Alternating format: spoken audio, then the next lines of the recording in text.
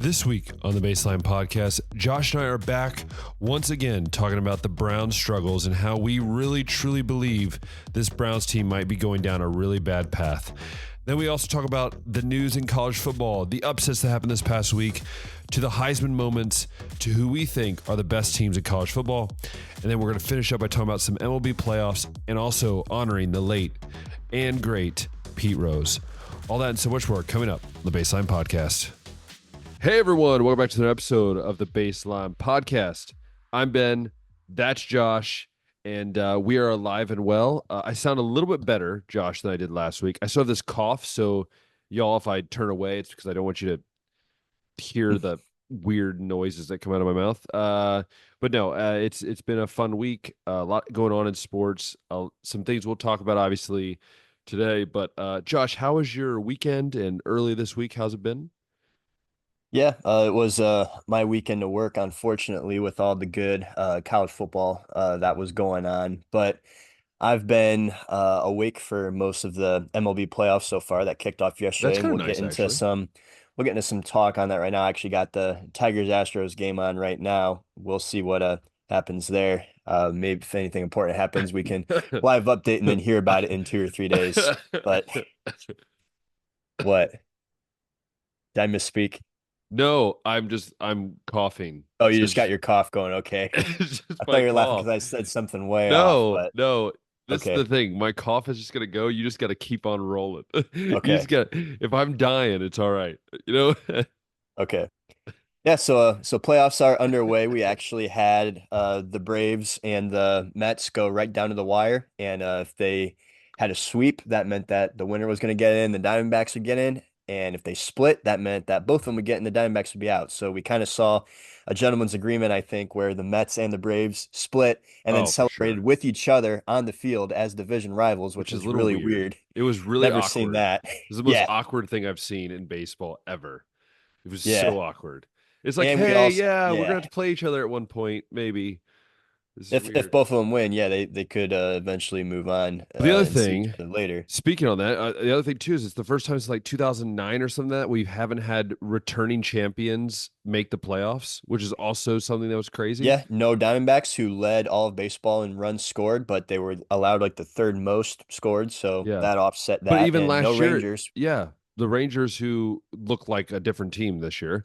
Um, that's a whole Yeah, other world. a But lot of injury, a lot of inconsistency over in yeah, Texas. I think they're gearing up for maybe a comeback run next year, but yeah, yeah, very exciting, which or we will not talk exciting, about, but which we will touch into it. we got a lot of baseball talk that we Yeah. can get into, but I think we got to lead off with Oh, and get it out of the way yes, initially. The Cleveland Browns, Ben. We they're both picked the atrocious. Raiders to win last week, and I think this might be the most frustrating loss that Cleveland has suffered yet, simply because of all the opportunities that seem to be there that got either taken away or that they just came up short on, and it ends up being a 20-16 Vegas victory. Well, it's not even just that. Like, is it just me or did I feel like this team looked like a team from like 2018? Right? Like, and I've said that, Josh, and I said this last week, remember? Don't be surprised if they go 1-5 to start the year. And I mean that because you had the Raiders basically on a leg on their throat because they didn't have Crosby. They didn't have Max Crosby. They didn't have Devontae Adams. You have everything you want to go in there and put your will into a team. And now you hear Devontae Adams was to get traded. So it's like this is the team you should have beat.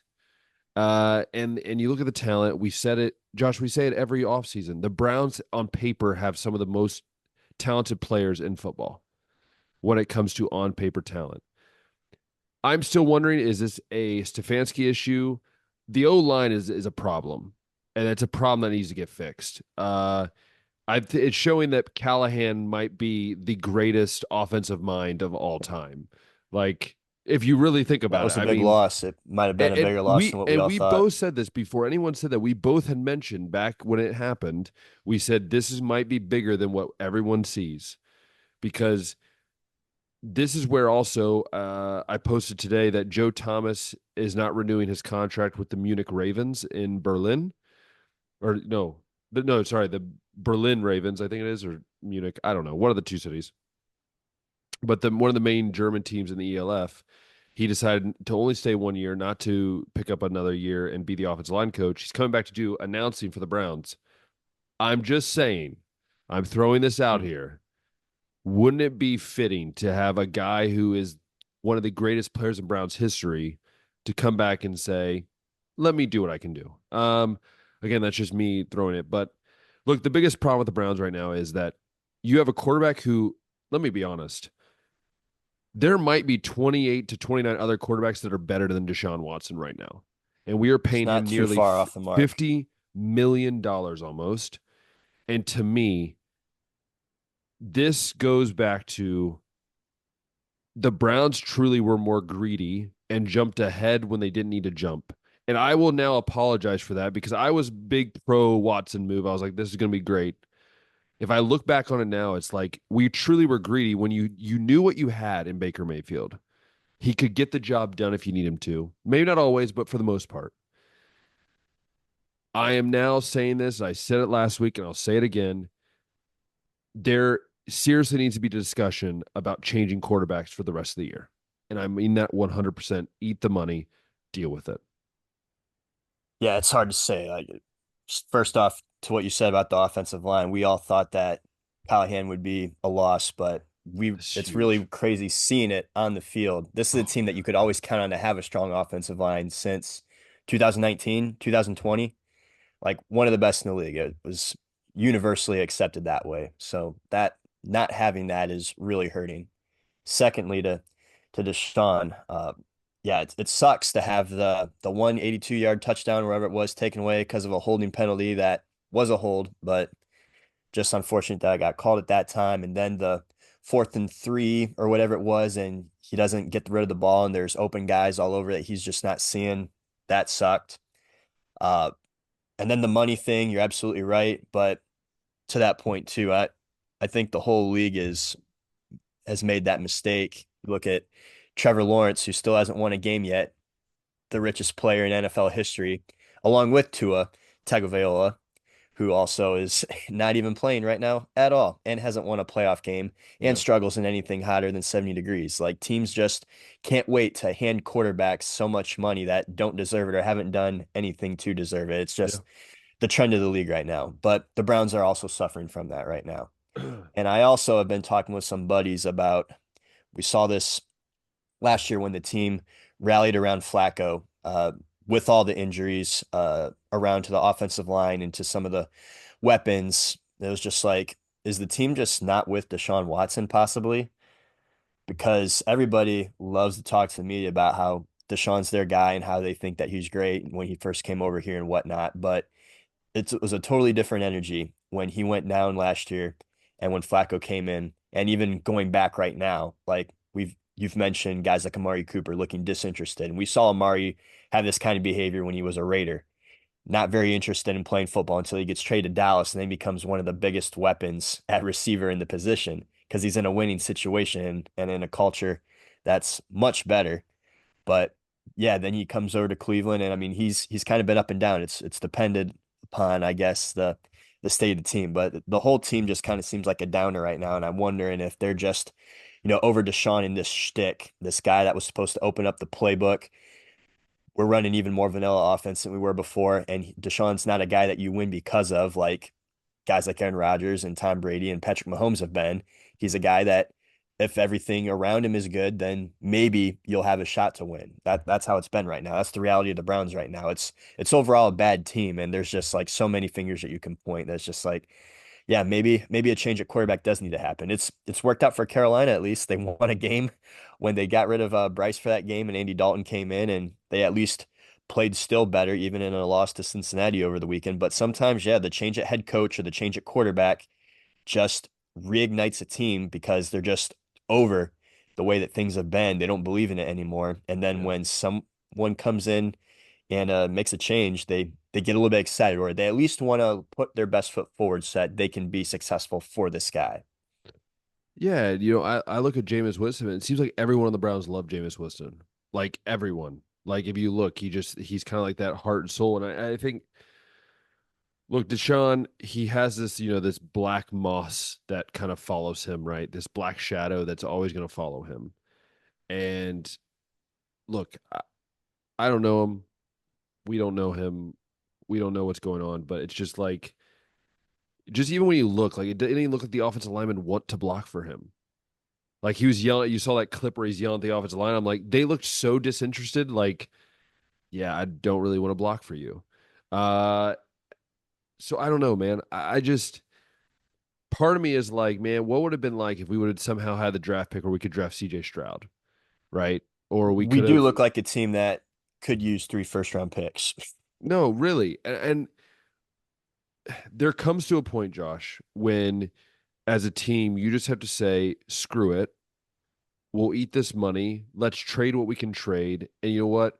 Not a complete rebuild. You keep your core pieces there, but get rid of the the bad apples out of the group, right? Or those that you could just tell just are not interested anymore. Because the other day, we haven't had a first round pick in feels like so long. We haven't had a great first round pick in so long. And it'd be nice to have 2 or 3 first round picks and to be able to just get some 3 dudes that could just be dudes for the next 10 years. Um, so I don't know. I think come talk to me when they're like 2-7 or something like that. Then I say cut bait with everyone and just start from scratch. Nick Chubb, I think, is supposed to Yes, start he getting some is. Yeah. workouts in. How much do you think that having a guy like that could maybe impact the way that we've been playing football? Because we really haven't been able to run the football very well with him. Look, But given the offensive line's state right now, I'm not sure how I much mean, room I he'll think it will even have. improve. I think it would improve. I think well, first off, we got to see which Nick Chubb we have because coming off an Achilles, that's a tough injury. He's been out for over a year. And the other thing too is that I go back to like we didn't try to get a good backup running back. Like honestly, Josh, like we didn't try They to go were out and get. very, very We didn't confident in try to Jerome get Ford, way anyone. more than what they should have or what he's given them No, reason to be. like Derek freaking Henry was out there to get to sign. Man, we could have done. You at least There, every try. running back, honestly, like there was so much running back movement out there.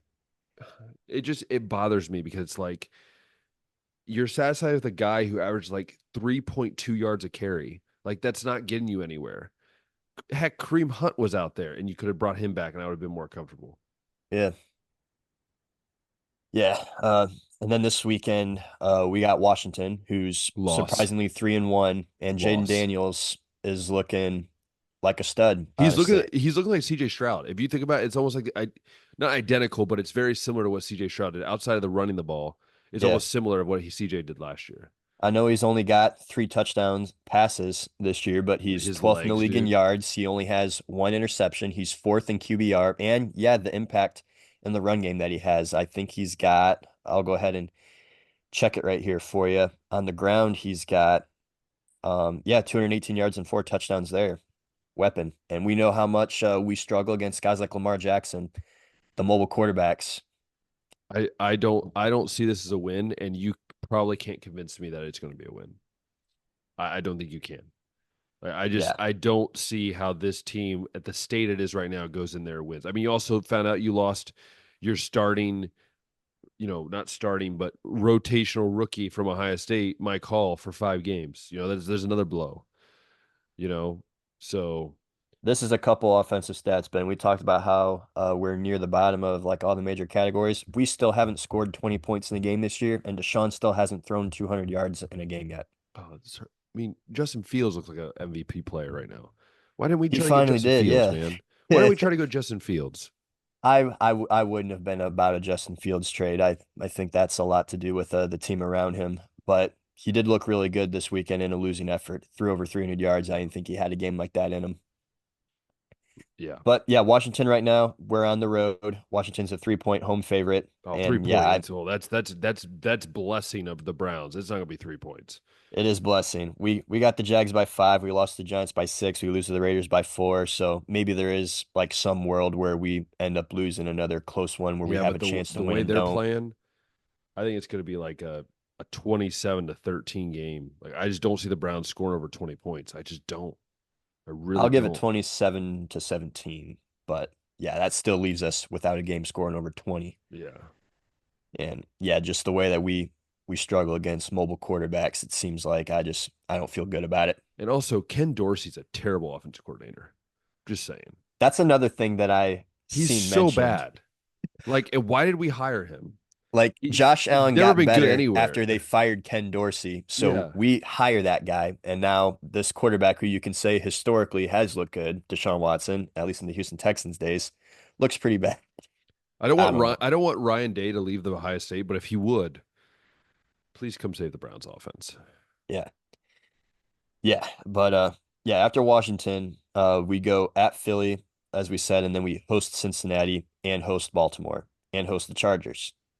Yeah, there's a good chance we're like 1-8. It's not looking good. Yeah, we gotta see some kind of spark, some kind of philosophical change. I don't know. I don't know what the answer is, but yeah, the season, you hate to say that it's over at 1-3, but I think I saw some stats that maybe within the last decade or so, there's only been two teams to make the playoffs with a 1-3 start or something like that. It's very Well, hard to get in when you put yourself in a hole like this. And well, we've mentioned we're in one of the strongest divisions in the NFL. I know Cincinnati just got their first win, but they got talent at least. And right now, it doesn't look like we have a whole lot producing at least. And Baltimore, we'll see what happens with them. I'm still not convinced that they're all that, but Pittsburgh, they're who would have tough. thought? Yeah, it's all the teams that we wouldn't have expected to be Yeah. tough. But yeah, I don't have anything else NFL No, wise. sir. So why don't we go ahead and go over to the college weekend? And yeah, there was big games headlined by the Georgia Alabama game. And Bama goes Georgia. up 28 to nothing to start, and it's just I'm thinking as I'm looking at the score at work, like, well, there's nothing I guess else to see here. Like Georgia's not the team they were the last 3 years. They struggle against Kentucky. Now they're going to get obliterated by a real team. But no, to their credit, they make it a game. But I still don't know if this is at least the team that we've seen the last 3 years at Georgia. I don't. But the other thing, Ben, Jalen Milroe once again rises to the occasion in a big Thank game, you. fresh off of yeah, your addition of him Two to the weeks. I had two the weeks straight of Heisman. him.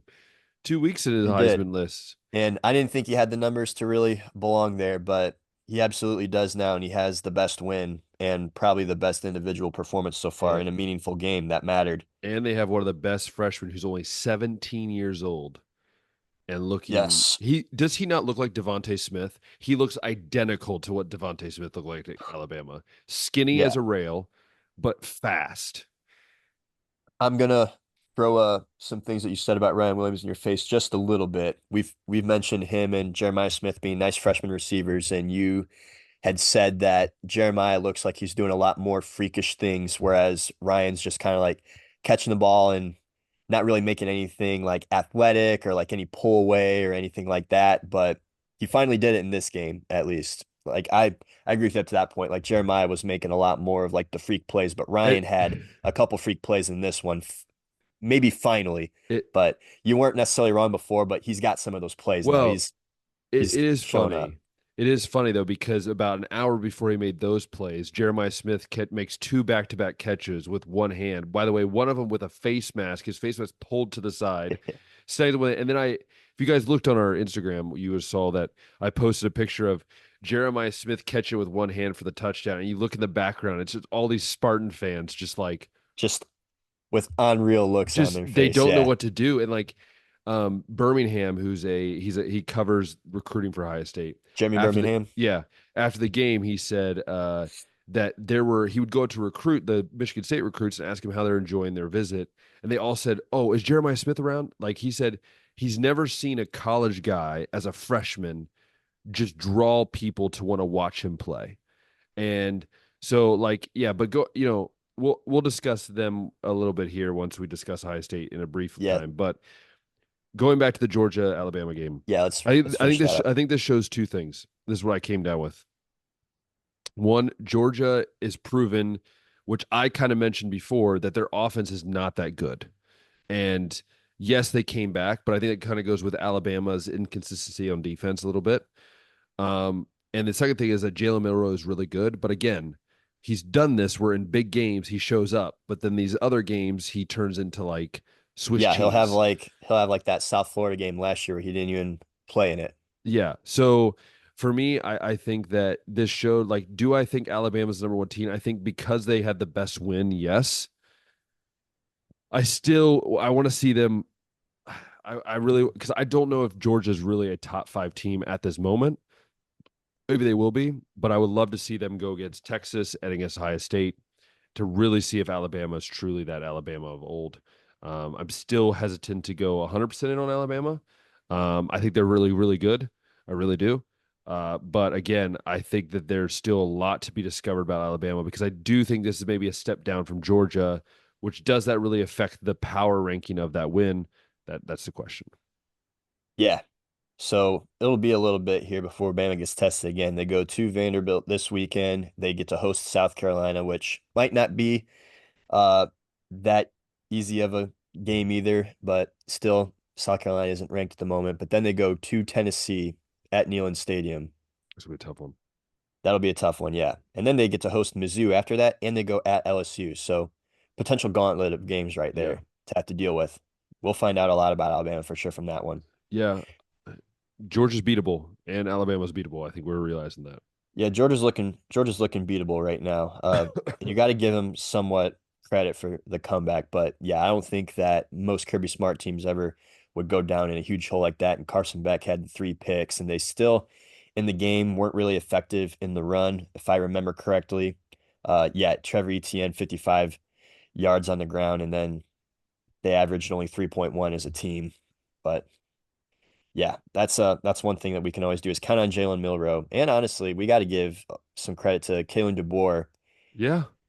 because he's got a team now that's got plenty of talent that was, and some of it did leave. Caleb Downs is one of those guys that left, but Milroe was one of those guys I was thinking about leaving. Ryan Williams initially decommitted. Caden Proctor had gone to Iowa, but for whatever reason, he's able to convince all these guys to come back or stay. And I mean, Alabama might not even like have a blip in the radar from going from Nick Saban to Kalen DeBoer, which would be absolutely crazy to just continue that run of dominance that Saban had for nearly 20 years and do it for another maybe 20 more with Kalen DeBoer. Oh It's yeah. not too far, it's not too crazy to say right now. No, it's true. I think again they'll be tested. We'll see what happens in the future. But yeah, it was a good game. Yeah, maybe everything I just said right there will be a huge fat cold take, but we'll see. Uh, Other scores, at least from games that we previewed the week before, Kansas State, as we predicted, came in and put a stomping on Oklahoma Dude, State. Oklahoma State is so bad. They're so bad. Yeah, Like they're but so bad. I think they're still in the AP poll, if I remember right. Oh, that's Are just they? why. Let me check. Oh, please No, no. they actually slipped Okay, out. good. Thank goodness. Okay. Like Ollie Gordon doesn't even look like Ollie Gordon. He looks like a skeleton that walked out of a closet. Yeah. Yeah, Oklahoma State did get some votes, but they are not in the top 25, so that's good, but still crazy. I don't know what people are seeing right there. But yeah, Kansas State returned to form. I got some numbers for you to really show Avery what Johnson kind looked of game. good. Yeah, Avery Johnson turned 59 yards to the air and 3 touchdowns, 1 pick. Giddens on the ground, 187 yards on just 15 carries and a touchdown.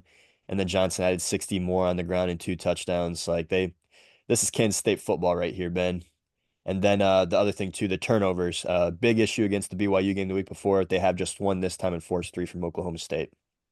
Smart. Um, let's see. Notre Dame ended up coming out with a win against Louisville. I know that was a game that we differed on, and we'll see what Notre Dame does the rest of the year. But just with Marcus Freeman, it seems like they're going to drop one of those games now that they really shouldn't, but they're going to get up for maybe a game that traditionally they wouldn't win, like being the lower seed in this one. Although it was Yeah. just a 15-16, but still comes out and gets it done there. Not through the air. They were actually, this is honestly, if you're a Louisville fan, you got to be so upset with yourself because you had 19 first downs to Notre Dame's 11. You had 395 total yards to Notre Dame's 280. You had just 50 penalty yardage to 45 for Notre Dame, so a little bit more, but nothing too crazy. And the turnover margin was 3-2. Notre Dame had one less than that one, but it's just like, how did Louisville not come out with the win here? I didn't watch the game, so I'm honestly asking that is like I don't really know how this game went, but just in just a game that like if I'm Louisville, I'm just like, dang, that's one we're gonna wish we had. Sucks, man. It sucks, dude. Dude sucks. Yeah. Um, Another one that we differed on, I think. Did you pick Illinois against Penn State? I did.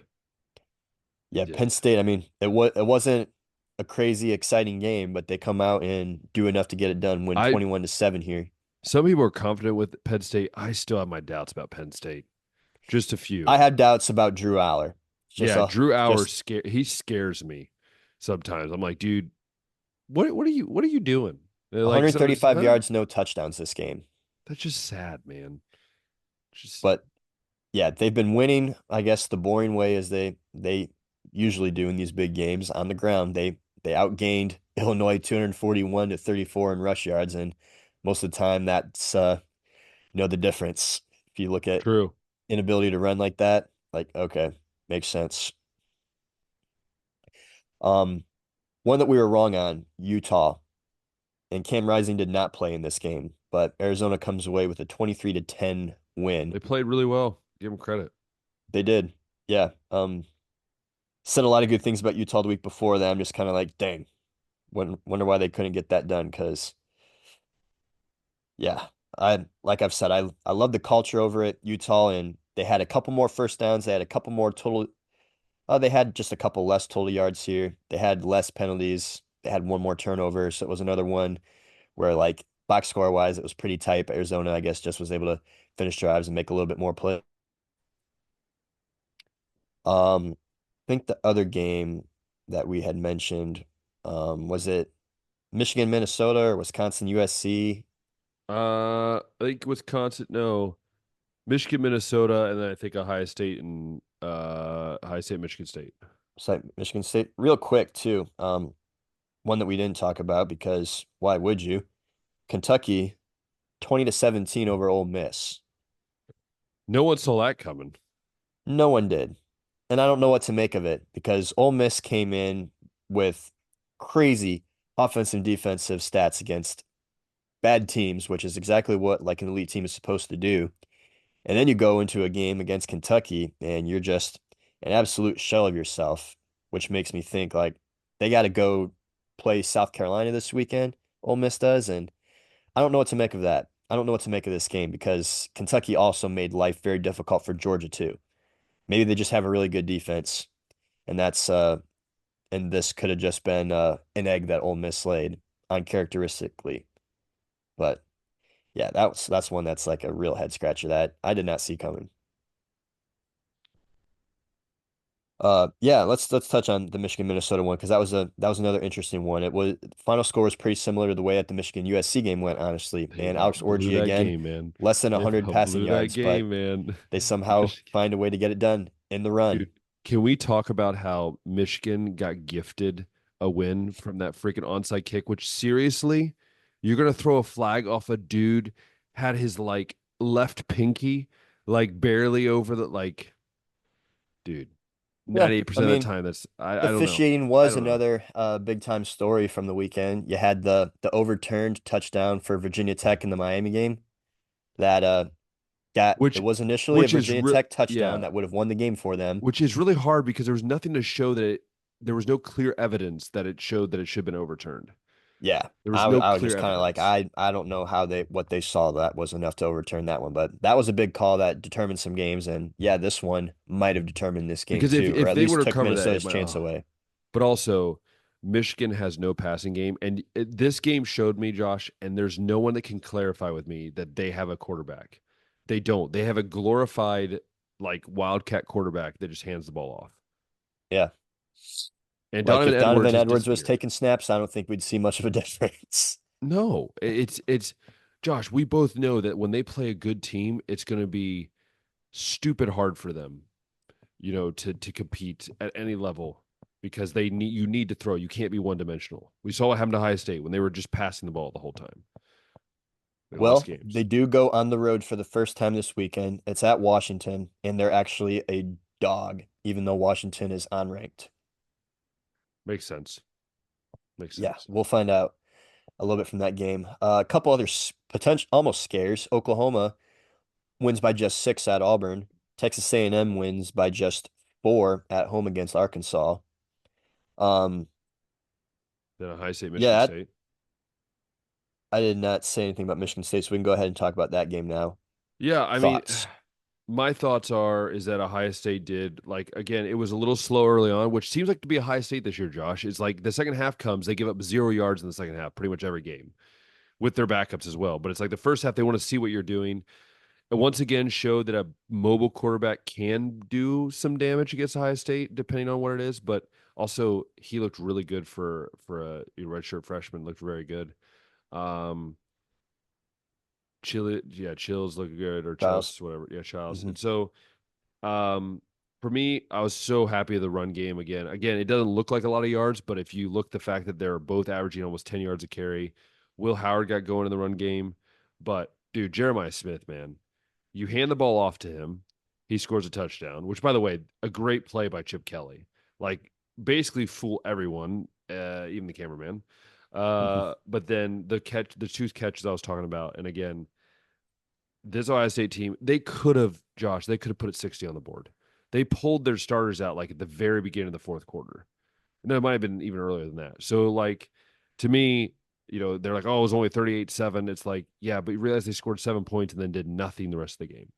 Hmm. So, for me, I just think that Ohio State is where they need to be. And that's okay that people are talking about Texas and Alabama and Tennessee and Georgia. I'm okay with that. Let there be that talk until Ohio State needs to step up in the big time situations. But yeah, those are my thoughts on Ohio State, and I still do believe Jeremiah Smith's the best freshman wide receiver right now. I heard Just some. what I he heard did was some. ridiculous. I heard some wild stuff about Jeremiah Smith from some people I know. I've heard some people say that uh, Jeremiah Smith is the most talented player they've seen in their lifetime in an Ohio State uniform. And Wouldn't previously be they too thought far off. Orlando Pace and then maybe Marvin Harrison Jr. But now they're all ready to say, as a true freshman, that I mean, Jeremiah Smith is that guy now. the work ethic that we've seen, like on film and stuff of him at practice, Um, he's just he does things in a different way, a professional way. He's kind of like Marvin Harrison Jr., where he doesn't talk to much people. He just works. And to me, that's what is important, I think, for him. And look, I at the end of the day, I think this Ohio State team is very, very good. And I'm tired of hearing people say that this Ohio State team is fake because I haven't seen any of that in the first four games. Now, again, they have a bigger test with Iowa this week. We'll talk about, but still, this team is really, really good. Yeah, I've heard from some other people that have been watching more Ohio State football than I have that the box scores are a little bit deceiving, but even still, they're finishing, I guess, games the way that you said in the second half that you'd want to see them do against the bad teams, at least at the moment.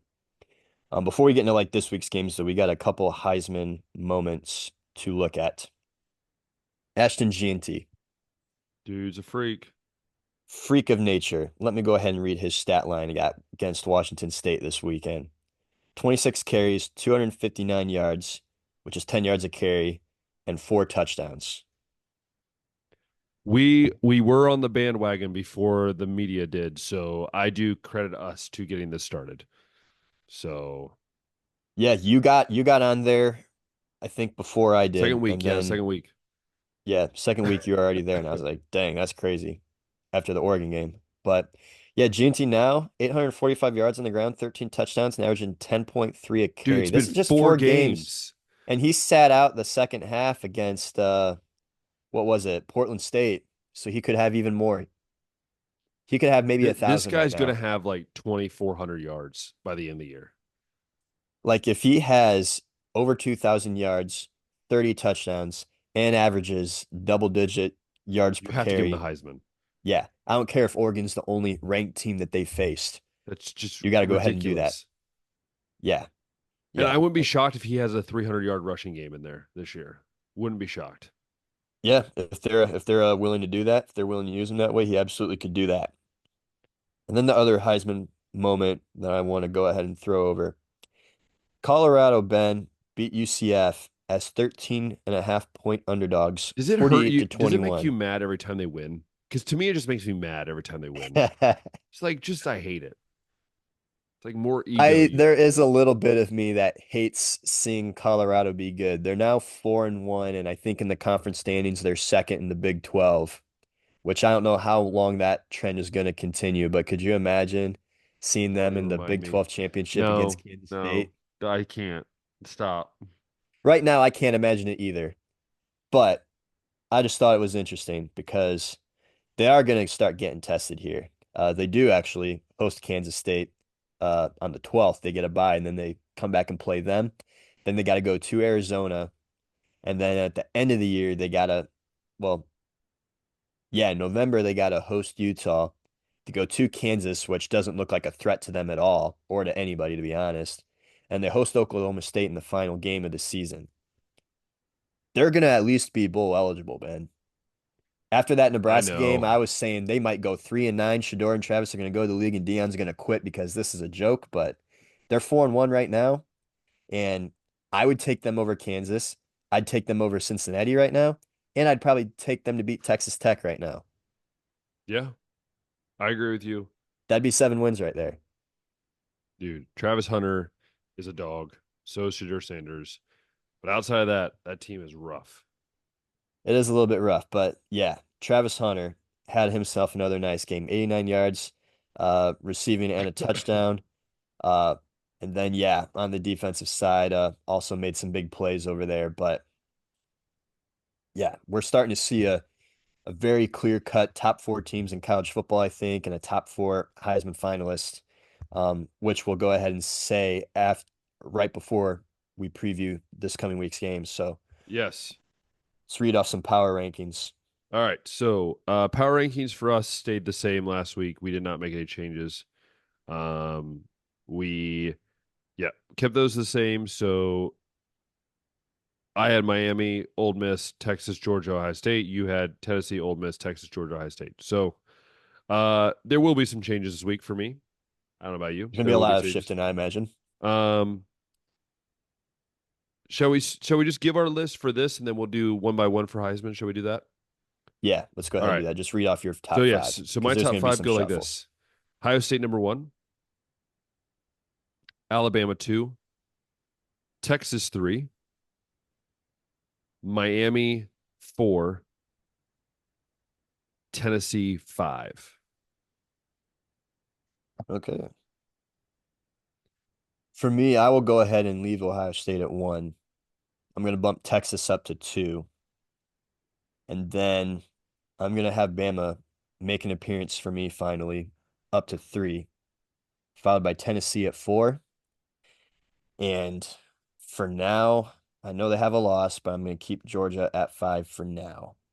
I have to learn a little bit more. I was tempted, but I was like, you know what, Miami, yes, they sprung a very lucky win, but Yeah. I'll give them that little That's the only edge. reason Miami did not make the cut in there. And then the other thing with Georgia is like they still, depending on if that one pass interference call gets called or not, or if they, few bounces of the ball go their way, like it was still a one score game against Alabama, who we're gonna go ahead and say is, a top five team now, and they were very close. Yeah, If a couple things go different, we're talking a lot differently about both teams, I think. It's not like a significant gap, I don't think. But yeah, I got to learn a little bit more about Georgia, but yeah, they're at five right now, and we'll see if maybe a team like Miami can do a little bit of a few things to convince me otherwise. But yeah, that's gonna be my top five. perfect. Now Heisman. Last week I had Travis Hunter one, Cam Ward two, Jalen Milrow three, SGT four, five with Jackson Dart. You had Cam Ward one, two Travis Hunter, three Jackson Dart, four Ashton Genty, five Jalen Milrow. Let's start with number five, shall we? Do you want to go Starting at first? five. Okay, go You want to go ahead. first? I'll go first. All right. For me, at number five, this one obviously is not going to be Jackson Dart. I think after this loss, it's kind of hard for me to put him there. Um, you know, I was really thinking about who do I put here. I don't want to put Carson Beck. Obviously, he had a bad game. Uh, and it's been a challenge to find someone that is like head and shoulders above right now for me. It's just it feels like there's the top four, and then for me, after that, Yeah. it's kind of Yeah. weird. So for me, I'm gonna put because I haven't had one yet this year.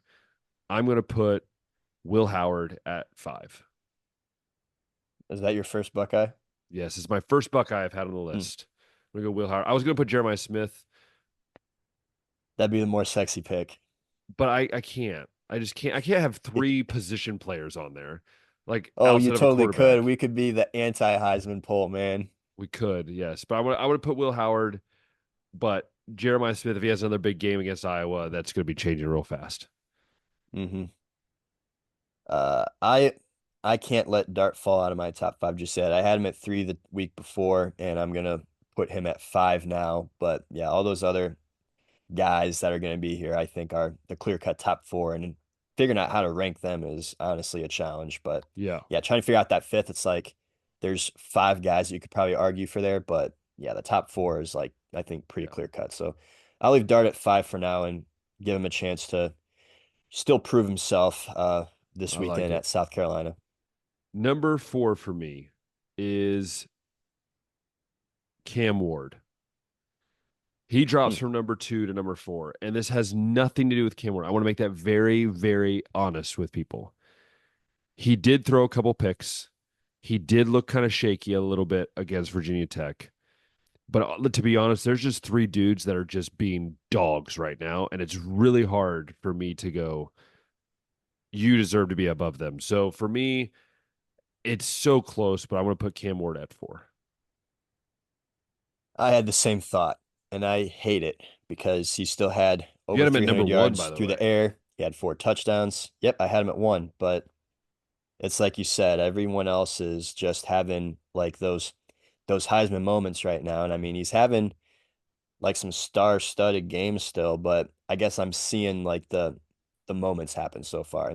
And Cam Ward will get a chance to get some, but not the greatest game against Virginia Tech. And then like you said, all these other guys did more this weekend. That is just like, I like last week I said that I'm keeping Cam Ward at one and Travis Hunter at two because even though Travis Hunter's having some big games, I haven't seen Cam Ward do anything to lose that spot yet. But yeah, there's just been too much that I can't ignore anymore. So Cam is at four right now for me, dropping from one, which I hated doing, but I feel like I have to do it. For me at 3 is going to stay Jalen Milrow. Uh, Dude had one of the best games I've seen him play. But again, I can't put him any higher because he has too many inconsistent games. And so until I see that stop, for me, he's number 3. Again, one of the best players out there right now.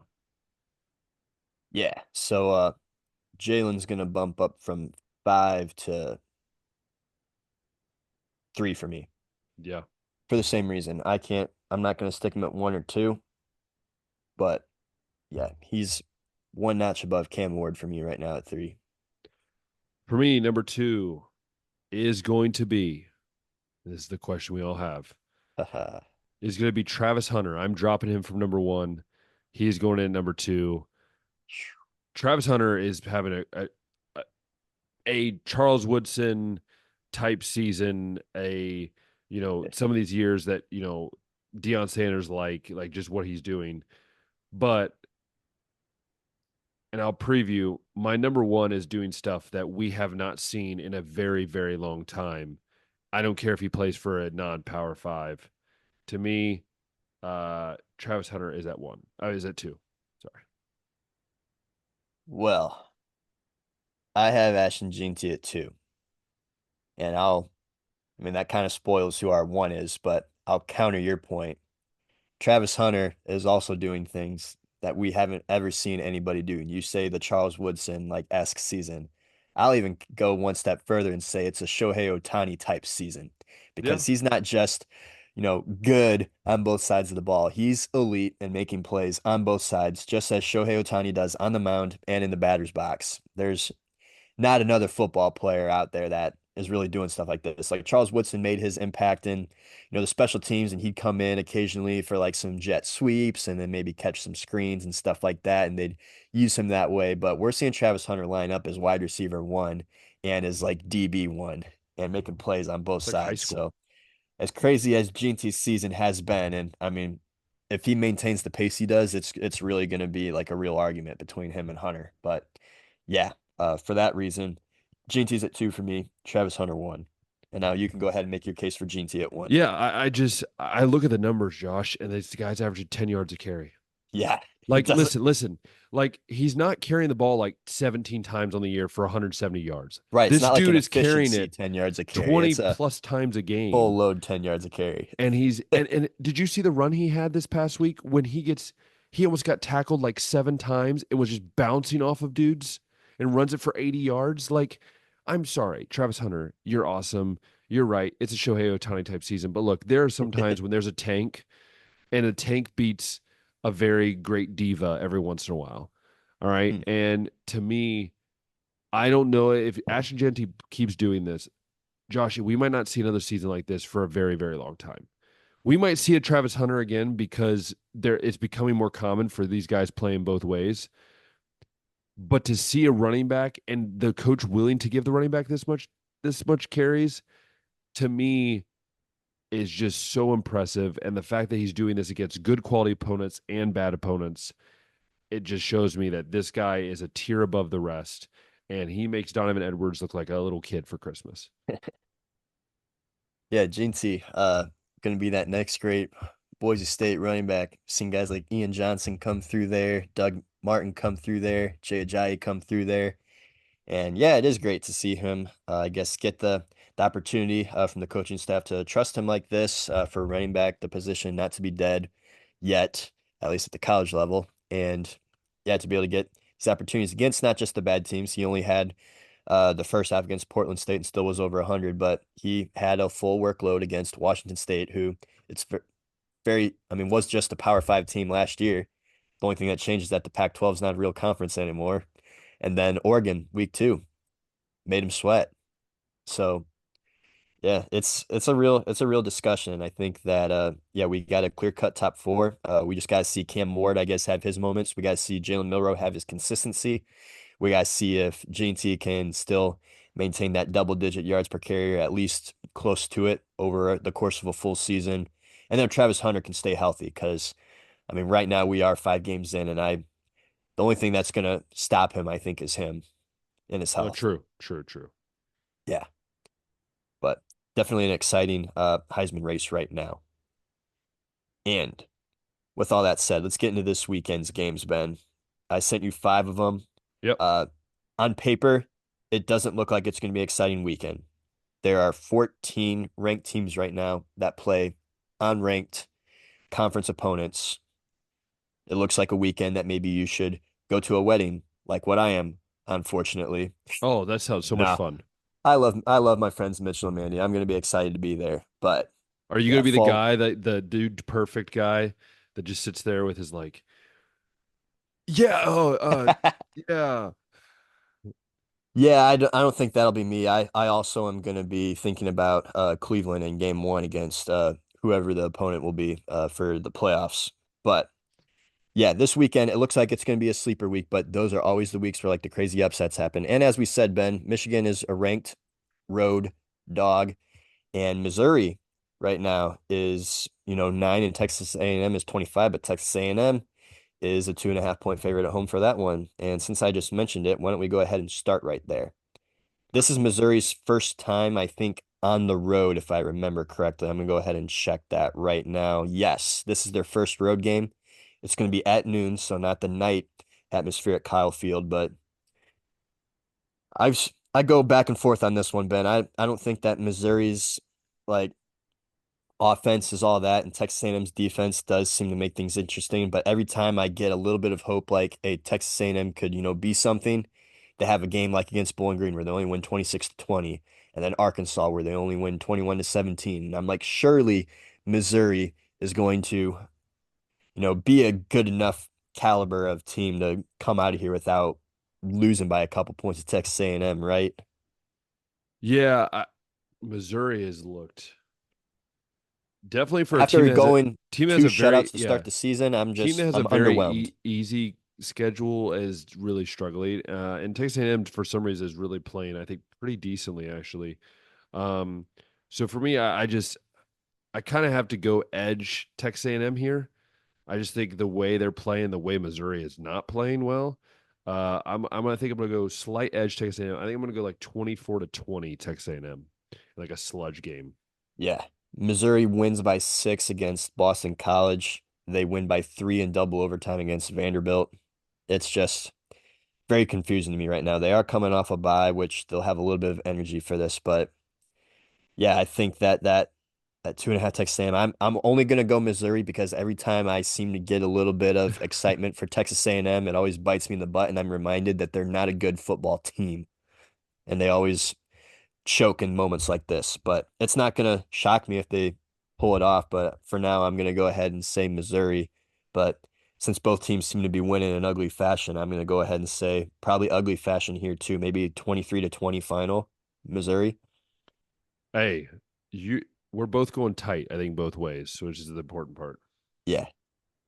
Uh, Next on the agenda here, Iowa at Ohio State. So Cade McNamara, I think I saw against Power Five opponents, averages 112 passing yards in an Iowa uniform. So surely nothing that Ohio State's going to have to worry about, right? Uh But historically, Iowa seems to give you guys fits. yeah, that is true. Uh they thing about Iowa is they have one of the best running backs right now in Caleb Johnson. yeah, and a guy who's from Ohio, and we know what happens when Ohio running backs come back to face Ohio State. It tends to not go great. Um, but dude, this team is just different, man. This team is this defense is good. Now, the only worry I have is that maybe Caleb Johnson kind of has a good few, plays early on, gets them kind of off balance. But I just don't think they're going to throw the ball great, right? You actually have a former Buckeye out there, Caleb Brown, who is a former Buckeye playing receiver for them. I, I don't know. Maybe you could tell me different, Josh, but I just think that this, no matter how good Iowa's defense is, this Ohio State offense, there's been no team that can even like somewhat slow them down. It's really been Ohio State killing themselves in the foot of when they stop themselves because I don't see anybody stopping this offense anytime soon. Yeah, Iowa's offense is overall improved from what we've seen. They've scored 40, 19, 38, and 31 points in their 4 games so far. And Caleb Johnson, yeah, one of the top running backs in the country, rushing for over 100 yards, multiple touchdowns every game up to this point. I think if they're going to beat a team like Ohio State, though, given that they don't have the passing attack that most other teams do, that it's going to have to, be an ugly game, a game about field position, a game about run the clock with the run game. And I don't know if even in that kind of a situation, they can still go ahead and pull off a win. I think you got to be able to throw the ball on Ohio State to be able to beat them. So Yeah, and maybe because they can do enough to make it like kind of ugly and take advantage of maybe some of the deficiencies that Ohio State has showed so far. But I don't think that I was going to go ahead and make this game a win. well, even the fact that like when Michigan State started running the ball decently, the Ohio State just switched to a 4-3. They said, okay, try to run against us. They brought a safety on. It was like a 4-4. So like the, they Jim Knowles does a great job of adapting, and I think that's what's going to happen this game. Um, I think it's going to be a bigger score than what I think people realize because it is at Ohio State, which is always can be a tough place to play depending on the day. And I'm going to go Ohio State. I'm going to go Ohio State 38. I'm going to go Iowa 17. Oh, you're going to give Iowa 17. I think they will because if it's going to be happening like what they did the last few games, it's going to feels like maybe Ohio State will give up a touchdown or two, maybe in the first half. It's going to, but then Ohio State's going to do what they always do and kind of shut them out. So I'm going to go 38-17. Yeah. I think Iowa will score a little more than like what we're used to seeing, I guess. I'll give Ohio State like a 30-12 final, though. We got to we got to ugly the score a little bit for Iowa. That is But true. 30-12, I think, yeah, being at home, and then we'll see how they adjust. But yeah. Um Moving over to, so before we get into the next one, Ben, a big game that I would have thought we'd have been talking about this weekend was Clemson at Florida State. Not the case though. Dude, Florida State is so bad. So bad. Lost again this weekend, I think. 1-4 now. DJU is probably done for a while, which they should just bench him. Just Yeah. don't even play him. The Ole Miss at South Carolina game, though, that's what I had next. And Ole Miss is coming off, the embarrassing loss to Kentucky, and South Carolina actually had defeated Kentucky like 31-6 earlier in the season. And if they hadn't gotten screwed against LSU, they might be looked at a little bit more favorably nationally than what most people do right now. Right now, we're still trying to figure out if we're going to have a healthy Rocket Sanders and Lenora Sellers for that South Carolina offense. But one area that I'm really looking at that I think will probably end up being the difference of the game is that Ole Miss is second in the country in sacks, and South Carolina has allowed the ninth most sacks. Ooh, A direct strength on weakness that even if these teams were neck and neck, I think you got to go edge Ole Miss here. It's Ole Miss is only a 9-point favorite right here. I think South Carolina can at least cover that, and it'll be close. But those are just some of my initial thoughts and what I'm noticing. First off, your thoughts. yeah, I think Ole Miss. I really think that they're going to have a bounce back game. I think South Carolina is good, but they have so many injury issues right now, and I think Jackson Dark's going to come back with a great game. I do think Ole Miss's defense is a lot better than I think people give them credit for at times.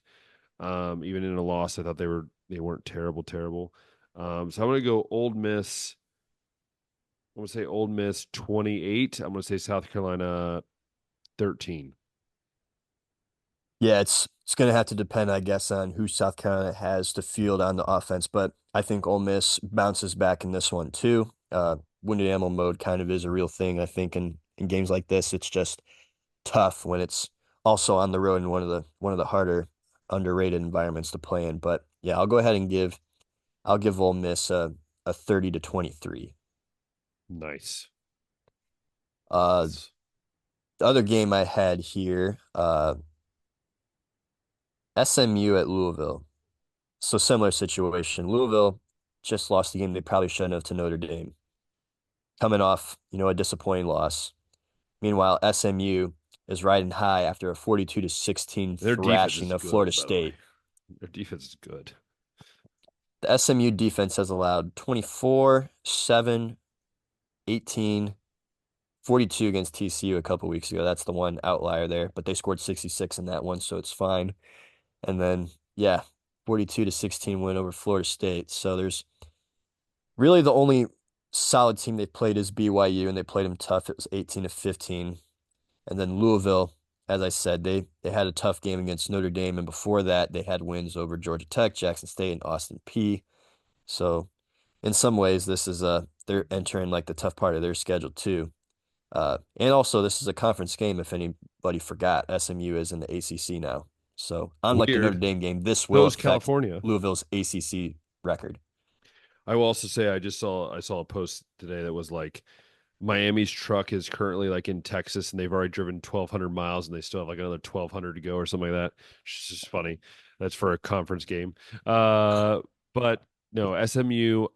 Part of me just wants to ride their defense because they're my fantasy team defense. Mm. But generally, I think SMU.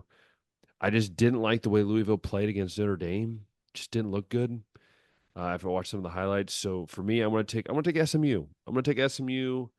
Let's say 27 to let's go 17. 27-17. Well, I'm going to go ahead and pick Louisville to bounce back. We'll see what Tyler Shuck is made of just exactly.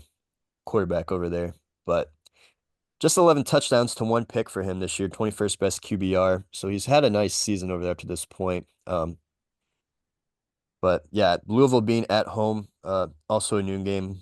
I like their chances here to go ahead and bounce back. Maybe SMU's, a little cocky after the Florida State win. I don't know. I don't really know what to make of SMU, but you are right. They've been a good football team. They probably should be ranked top 25 to be honest, but yeah, I think Louisville will go ahead and have a bounce back game here, similarly to how Ole Miss is going to have one. Mm. And since you mentioned it, uh, Cal and Miami is the last one that we have to discuss here. And maybe Cal is one of those teams that we did not see maybe coming here. They are 3-1, and they are coming off And that's of, without Jaden Ott. Jaden Ott has barely played at all. That's without him really playing. yeah, uh, the one big black eye on them though is their only loss is Florida State's only win. Yeah. Miami survived last week, and I think that they are going to learn from their mistakes and come out and make a statement to remind everybody that they're a good football team. Yeah, I agree. I'm gonna say I agree with everything you said. I think sorry, Miami, I think wins. I'm gonna say 38-14. Yeah. All of Cal's games have actually been pretty low scoring. They allowed 14 in that loss to Florida State. They allowed 10 to San Diego State. They allowed 14 to Auburn. They allowed 13 to UC Davis. But I think Miami's far and away, the best offense they're going to face, and it's going to shock them a little bit. Miami's only a 10-point favorite right now. I think they easily cover that. Might even embarrass Cal. Maybe they come out here with like a 42-21 win or something like that. Ooh. But we'll see what happens. Yeah. So on the paper, it looks like it's going to be a boring week of college football, but these are the kind of weekends where like the upsets are bound to happen. Tend to happen. Yep. Um, so that takes us over to the baseball world, and right now the Detroit Tigers got a 1-0 lead on Houston, the sixth as we're recording. This could be done for them. I saw an interesting stat, Ben. We already got like game one of all the wild card games underway. This format's still very new, just starting 2022, but the team that wins game one is 8-0 in the series. That's Remember, it's wild. just a best of three, so you just got to win Yeah. two out of three, and most of these teams are just winning the first two games. But yeah, so you would think that that would mean then that the Tigers are going to win a series, the Royals are going to win the series, the Padres are going to win their series, and the Mets are going to win their series. Kind of tough to really like pick a World Series, uh, We I might have guess to wait winner till right next. now. We might have to wait till We next might season. say a lot of things that are going to get washed away and be cold takes, but I've already told some buddies that I think the World Series was going to be the Padres beating the Astros. And the Astros might not even get out of the first round as we're recording right now. But You know, you know, I believe, I believe that one, the Dodgers will choke as normal. That's just a normal postseason fact at this point. Uh, I'm going to say the World Series will be the Cleveland Guardians versus.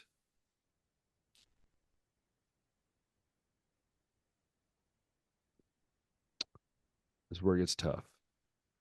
the National League is Versus. so hard for me.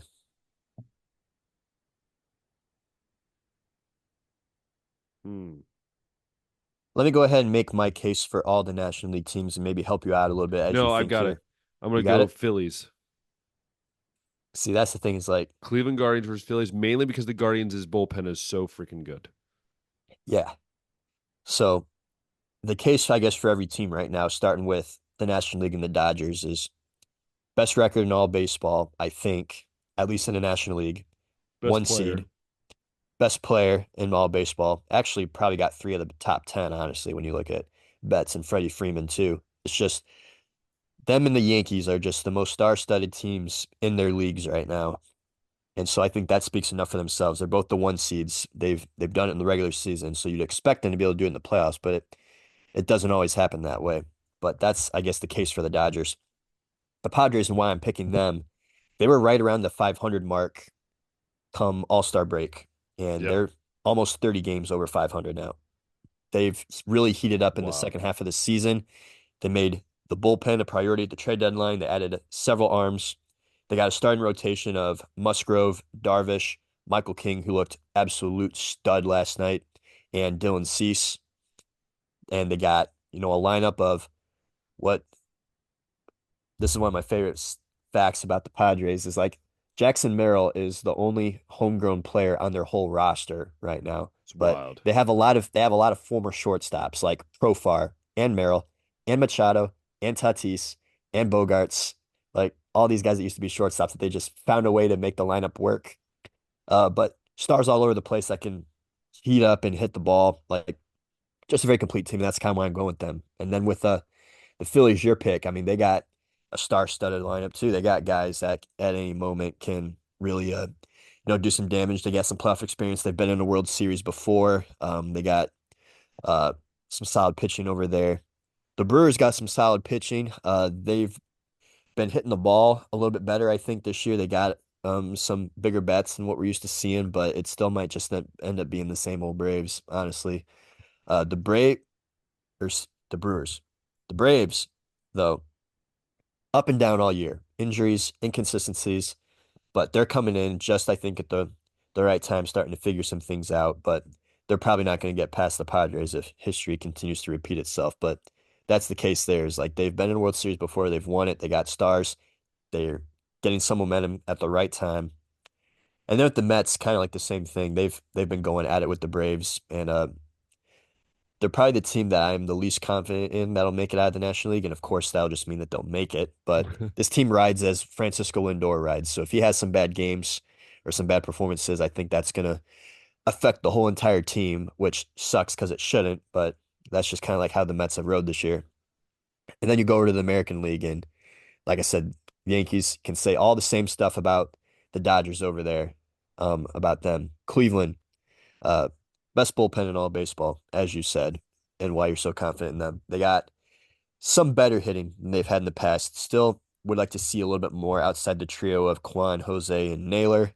But the starting pitching, I think, is really gonna do them in, Ben. I don't trust the starting pitching staff, which is crazy to say about a Cleveland Guardians or Cleveland Indians starting pitching rotation, but I just don't trust it. I don't feel confident about like a Tanner Bybee, Ben Lively, Gavin Williams, Alex Cobb coming out here and trying to win games against some of these guys. The Astros, they might not get out of this series because the Tigers probably are the hottest team coming in the American League right now. They were nowhere near uh, playoff contention at the deadline. They send off Jack Flaherty, the Dodgers, basically giving up on the season, seemed like, but here they are. Best ERA in all of baseball post All-Star break. Tarek Skubal, Triple Crown winner, Beast. carrying that team, and they're rallying around him. They might come out here and beat the Astros, who have been in 4 of the last 8 World Series, who have that ALCS streak, who have veterans like Altuve and Bregman and Verlander that have been in moments like these all the time. They got new guys like Yordan Alvarez that have also been a part of some of these runs. Kyle Tucker, who in just like 50 games this year has 23 home runs, heating up right at the right time. And you got pitchers like Framber Valdez and Kikuchi and Hunter Brown that you can count on, I think, and that's why I'm kind of going with them. But yeah, we might be seeing maybe the end of the Astros, I guess, dynasty if the Tigers can figure out a way to put them out here in the wild card round. And then everybody else to talk about, I guess, is the Royals and the Orioles. Like the Orioles got some of the most exciting young talent in the league right now. I guess it's just a matter of do they have the experience? And then the Royals are probably who I'm least confident in the American League, and that's not. It's tough to say that too because Bobby Witt Jr. is so good and Vinny P's so good over there, and they got some solid pitching over there too. But like I said about some of the other teams, I just believe a lot more of their strengths and their clear-cut strengths. I think there's a little bit more balance among some of the other teams too. But playoff baseball, Ben, just seems to be all about who's getting momentum at the right time, who's got the right vibes. Because the Diamondbacks won 82 games last year, I think it was, and they were in the World Series. It's true. It's true. It's so hard to pick these. So yeah, I went Padres, Astros. We'll see if that ends up being a cold take already here before this episode comes out, but that's who I'm rocking with. I love it. Like I said, I got Guardians versus Phillies, which will be interesting to see if that actually happens. But before we go, we did want to take some time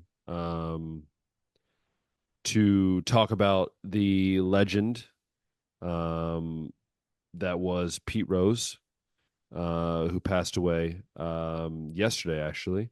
As we're record this on a Wednesday, on Tuesday.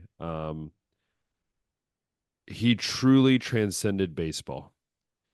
He was Mr. Hustle. They called him Charlie Hustle for a reason. Um, if you go to the Cincinnati ballpark, there's the statue of him sliding in, the infamous slide.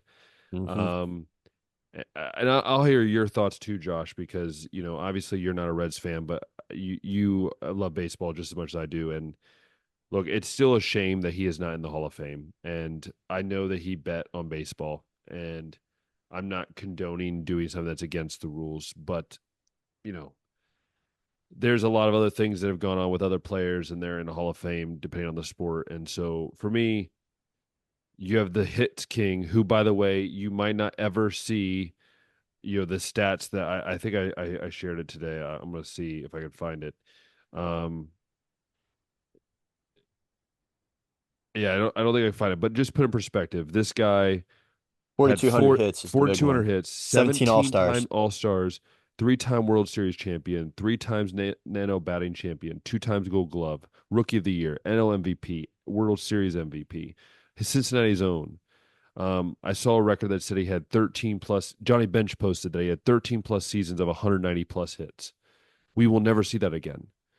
We will Yeah, never see a it's guy who had on base percentage always around 400, always hit near 300. And to me, Pete Rose is one of the greatest baseball players to ever play the game, and yet, unfortunately, and it's what I guarantee this is going to happen, Josh, is that in about a year they're going to put him on the ballot to go into the Hall of Fame after he's died. And I hate to say that, but Josh, we've discussed it before. Sad but true. It's almost like an automatic punishment for him that he didn't get to be a part of it. I hate to be a that sounds so dark, but it's true. That's what it feels like. Because again, I'll hear your thoughts, but again, prayers go out to Pete Rose's family. Just obviously natural causes, but still so tough to see a legend like that not be around the game anymore. yeah, I can't really add anything else to the career that he had. I mean, one of the greatest hitters of all time, and the way that the league is trending right now, more to like the home runs and the efficiency stats. I don't know if we're really going to see anyone get, that many 190 hit seasons or even like 200 hit seasons are even becoming like a rarity. But yeah, when you think about it, like lifetime ban, like now that his lifetime is over, the ban should be lifted, right? And he should be able to get into the Yeah, hall. It just, like you said, it sucks that he didn't get to see it happen in his lifetime and get to have that experience before he passed. But yeah, you obviously can't bet on baseball games of that course. you're in the league with and all that. Like I get that, but I also hate how all these people that say he shouldn't be there are all sponsored by FanDuel and DraftKings and Yeah, yeah, yeah. ESPN Bet, and then they'll like go through the segment of saying like, yeah, he gambled on sports, he shouldn't be in the Hall of Fame. And let's go to our next segment brought to you by DraftKings Sportsbook, and it's like, what are we doing here? I that's the thing that I always hate is like they try to shove betting down our throats and want everybody to do it, but as soon as somebody else does it, even players that like bet on sports that they're not even in, and they get like, major suspension or something like that, and they act like it's just, the worst thing, and they just like push this kind of degenerate behavior on everybody. I'm just like, okay, well, you guys are all getting money from all these guys, so I don't understand like, or I don't know how you can't see like how like hypocritical this is, but in Pete's case, yeah, you can't bet on the games that like you're actually a part of. And who knows if any of it was like him throwing away games. I don't think that, at least from what he has said in the past, that it was never betting on his team to lose or doing anything to lose that. But you obviously can't like chance that. We've seen stuff with like, the Black Sox scandal in the early 1900s where like a whole team basically threw away a whole World Series and what that can do to a sport. So you got to protect the integrity. But yeah, especially now, like lifetime ban definitely should be lifted and he should be put in the hall, at least for everybody else to be able to recognize one of the greatest hitters that ever lived. Yeah, you could say better myself. Also, prayers to Dikembe Mutombo's family who died the day before. Again, a legend of the game, just a great humanitarian. Um, but again, both of those heart and souls of their team, heart and souls of people's hearts as well. Um, and our prayers go out to both their families. And so, once again, I hope you guys enjoyed this week's episode of the podcast. It was fun to talk about a couple of different crazy things to get our anger out of the way as well. But anyways, I hope that you've enjoyed it. If you love watching and listening on YouTube, go click that thumbs up button, hit the subscribe button, hit the notification bell. Let us know you enjoyed watching what you see. And if you've loved listening on Spotify or Apple Podcasts, make sure you guys leave us a rating and share with your friends and family. Again, I hope you have a safe, dry. It's raining right now, but hope at least where I'm at. So I hope you guys have a dry weekend. Go watch some football. Go spend it with friends and family. And until next time, we'll see ya.